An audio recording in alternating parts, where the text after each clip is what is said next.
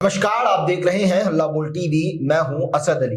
पप्पू यादव को बेल मिल चुकी है, लेकिन पुलिस ने पप्पू यादव को दूसरे मामलों पर रिमांड पर ले लिया है। पप्पू यादव इस खेल को अच्छी तरह से समझ गए हैं।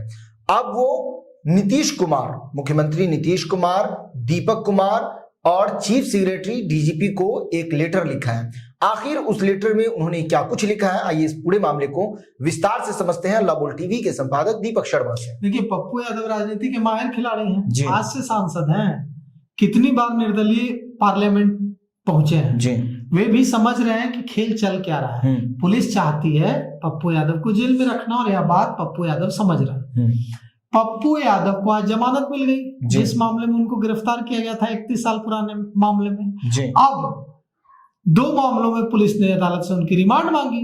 पुलिस की जो रिमांड की मांग थी उसे अदालत ने स्वीकार कर लिया। अब पप्पू यादव जिस मामले में गिरफ्तार हुए थे उस मामले में तो उन्हें बेल मिल गई, लेकिन बुद्धा कॉलोनी और कोतवाली प्रदर्शन मामले में वे जेल में रहेंगे जी।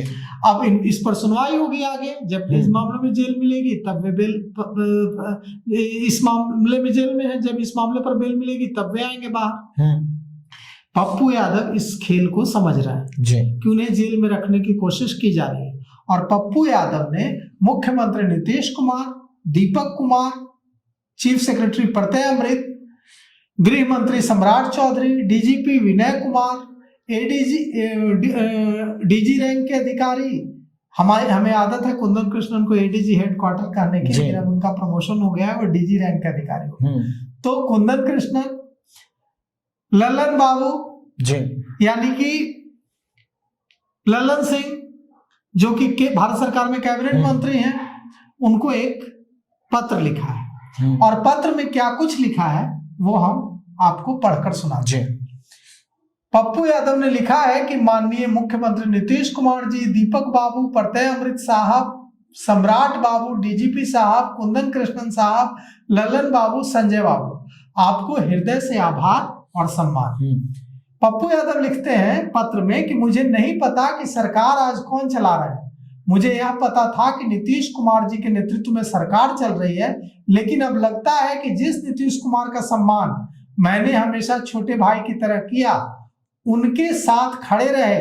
पहली बार जब सरकार बन रही थी नीतीश कुमार की, तब भी हम उनके साथ, यानी नीतीश कुमार के साथ एक सगे भाई की तरह जीने मरने को तैयार थे। मुझे लगता है, पप्पू यादव लिख रहे हैं कि मुझे लगता है कि उस नीतीश कुमार की सरकार आज नहीं है जी। पप्पू यादव लिखते हैं इस पत्र में कि याद कीजिए, उस वक्त भी हम पाटलिपुत्रा में लालू यादव जी और शहाबुद्दीन साहब की गोली खाने को तैयार थे। जहां आज जदयू का कार्यालय है, वहां पर माननीय विधायक महाबली बाबू और बसपा के सभी विधायक जो आज जीवित हैं, वे उदाहरण है कि मैं नीतीश बाबू के लिए किस हद तक गया था। ये मेरा नीतीश बाबू के लिए समर्पण था। जैसे मैं लालू यादव जी का सम्मान करता रहा हूं, उसी तरह नीतीश कुमार जी के हर अच्छे कार्यों में उनके साथ रहा। व्यक्तिगत तौर पर उनकी आलोचना कभी नहीं की, उनके सकारात्मक कार्यों की प्रशंसा की।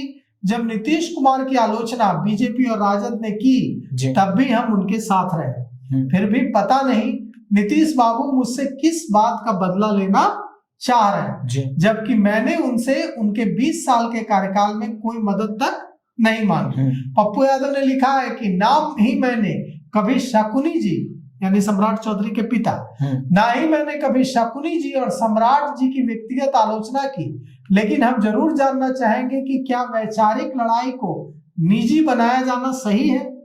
क्या कथनी और करनी में फर्क नहीं है? आप कहते हैं कि ना किसी को फंसाते हैं और ना किसी को बचाते हैं।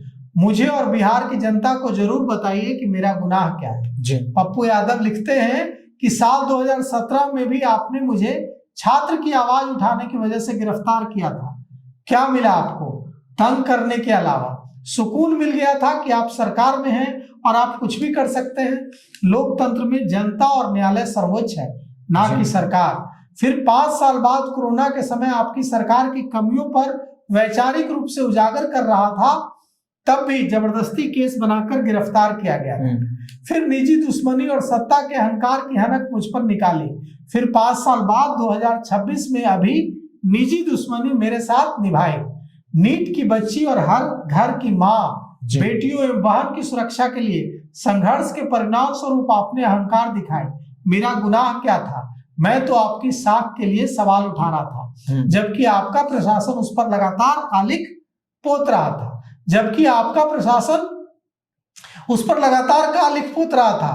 डीजी साहब और कुंदन कृष्णन साहब, पप्पू यादव ने लिखा है कि डीजी साहब और कुंदन कृष्णन साहब, मुझे नहीं पता कि आप दोनों में कौन बादशाह हैं और कौन गुलाम, लेकिन पब्लिक है, सब जानती है। समय बदलता है, सबका समय एक जैसा नहीं रहता है, परिस्थितियों के गुलाम सब लोग हैं। आप दोनों से हमारा व्यक्तिगत रिश्ता रहा है। दीपक बाबू, याद कीजिए, कभी आप पूर्णिया के डीडीसी थे, फिर डीएम और फिर जसवंत सिन्हा जी के ओएसडी। पप्पू यादव याद दिला रहे हैं कि मेरी भूमिका को भी आप अपने परिवार और अपनी पारिवारिक जिंदगी में, मेरा आपसे पारिवारिक रिश्ता रहा है, घर का और बच्चे का। मैंने आपसे कभी मदद नहीं ली, लेकिन आपको न्याय करना चाहिए था। मैं महाभारत का अभिमन्यु नहीं हूँ। आज की परिस्थितियों में अगर महात्मा गांधी, सुभाष चंद्र बोस और स्वामी विवेकानंद जी भी होते तो कब के खत्म हो गए होते। पप्पू यादव लिख रहे हैं कि 85 से लेकर आज तक संघर्ष और सच्चाई के रास्ते चला हूं। मेरी आवाज कभी रुकी नहीं, लेकिन ये नहीं समझ पा रहा हूं कि महाभारत का धृतराष्ट्र कौन है।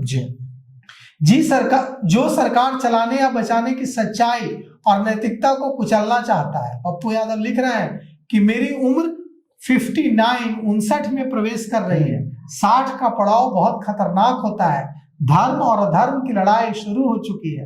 पप्पू यादव लिख रहे हैं कि मुझे नहीं पता कि धर्म और अधर्म की इस लड़ाई में जीत किसकी होगी, लेकिन इतना जरूर पता है कि बिहार और बिहार की बेटियों की रक्षा के लिए हमेशा सच की लड़ाई लड़ता रहूंगा। जो आदमी कभी मौत से नहीं डरा, वो आपकी पुलिस से कितना डरेगा। पप्पू यादव लिख रहे हैं कि मुख्यमंत्री जी, मैं 2024 में जनता ने मुझे सांसद चुना, 2025 के बाद 2026 में प्रवेश किया, 2 साल आपके साथ काम करता रहा, आपकी मीटिंग अटेंड किया। आपको कभी नहीं लगा कि मुझ पर केस है। अचानक से ये केस कहां से आने लगे, जबकि ये सभी आचार संहिता और आंदोलन के केस हैं। एक भी केस मुझ पर क्रिमिनल नहीं है। बेल टूटने में ऐसा क्या हो गया कि ये नौबत आई, जबकि 6 फरवरी को सूचना देकर पटना आया। 2 दिन पहले भी पटना में था। प्रधानमंत्री नरेंद्र मोदी जी के साथ मंच साझा किया। आपके साथ नीतीश बाबू मीटिंग में शामिल हुआ, तब आपकी पुलिस को मेरा प्रोजेक्शन नजर नहीं आया। पप्पू यादव लिख रहे हैं कि आज 3 केस में प्रोडक्शन भेजने की जरूरत क्यों पड़ी? ऐसे सभी केस में बेल है। पप्पू यादव पूछ रहे हैं कि जब मैंने आपको सहयोग किया, फिर भी दीपक नाम का आदमी खुद को रंगदारी सेल का इंस्पेक्टर बताता है, जिसे आपके एसएसपी साहब ने भेजा था। मैं आपके एसएसपी साहब की कथा कहने लगूं तो शायद आप सोच नहीं सकते क्या होगा। उनकी पूर्णिया से लेकर पटना तक की पूरी कहानी और कथा मेरे पास है। उनके फोटोज और वीडियो साक्ष्य के रूप में मेरे पास हैं, मगर मैं अपनी मर्यादा जानता हूं, मैं ऐसा कभी नहीं करूंगा। आपके एसएसपी साहब पहले भी लॉरेंस बिश्नोई केस में गलत और निर्दोष लोगों को मेरे खिलाफ खड़ा किए थे। इसमें मैंने उनको प्रिविलेज भी किया था। ये उसी का खुन्नस तो नहीं। ये लड़ाई न्यायपालिका तक जाएगी, माननीय सर्वोच्च न्यायालय तक जाएंगे। मुझे न्यायालय, जनता और ईश्वर पर पूरा भरोसा है। पप्पू यादव ने लिखा है, जब तक न्यायालय और जनता है तब तक मुझे किसी चीज की जरूरत नहीं। मैंने डरना नहीं सीखा और मैं डरता नहीं हूं। मुझे दुख है कि जब सच्ची पत्रकारिता की आवाज आई, जिसने मुझे ताकत दी, उस दौर में भी सरकार के दरबारी करने वाले लोगों ने न सिर्फ मेरे साथ बल्कि बिहार की बेटी की लड़ाई में अपराधियों का साथ दिया। पप्पू यादव ने यह भी लिखा है कि मैं एकाध चैनल से डरता नहीं हूं। अब किस चैनल की बात कर रहे हैं पप्पू यादव, या तो पप्पू यादव ही जानते हो।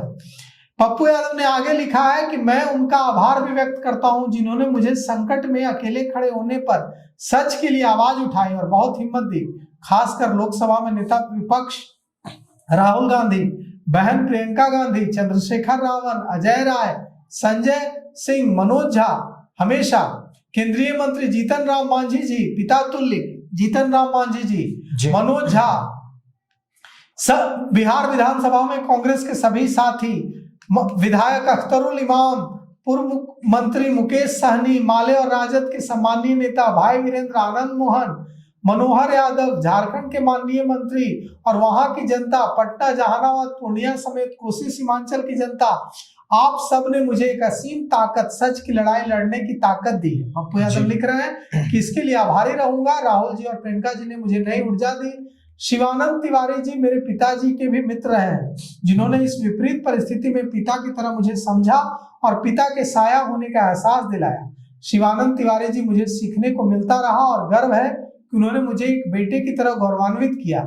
यही गर्व मुझे हमेशा से मांझी जी के प्रति रहा है। जिन 2-4 लोगों ने किसी कारणवश मेरी आलोचना की, मैं हमेशा उनकी मदद करता रहा हूँ जी। पप्पू यादव ने लिखा है कि उनकी कहानी को मैं जानता हूं और उनका सम्मान करता हूं, वैसे वे स्वतंत्र हैं इसके लिए। पप्पू यादव ने लिखा है कि मुझे आश्चर्य है कि सम्राट जी शतरंज के पीछे कौन है, ये दुनिया जानना चाहती है। पप्पू यादव ने लिखा है, आपको बताना चाहिए कि नीट की बेटी को न्याय के लिए आपने सीबीआई को दिया और हम भी लड़ रहे हैं, तो इसमें गलत क्या है। पप्पू यादव ने कुछ और लाइनें लिखी है जो हम नहीं पढ़ना चाहते हैं।